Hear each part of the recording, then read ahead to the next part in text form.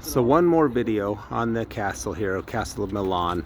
The defensive fortifications on here have been amazing. Outside moat that would have been filled with water, inside dead moat that was after they get inside the first courtyard they still can't get in. But here's one of my favorite things to talk about just briefly for all of you people that watched Lord of the Rings and saw at the when they were shooting, the orcs were shooting the big trebuchets and it was knocking down the towers and knocking down the walls, and that was my most frustrating thing with the entire movie because it didn't work like that. Look at this tower right here.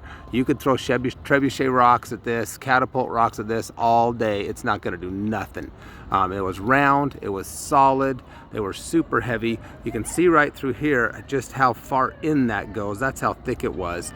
Yeah, you're not going to get through that. In fact, to be honest, that's why they made them rounded, is because cannonballs would have a very hard time. You'd have to shoot cannonballs at this all day to put a dent in it as well. That's how strong these towers were back that they built, especially once gunpowder was invented.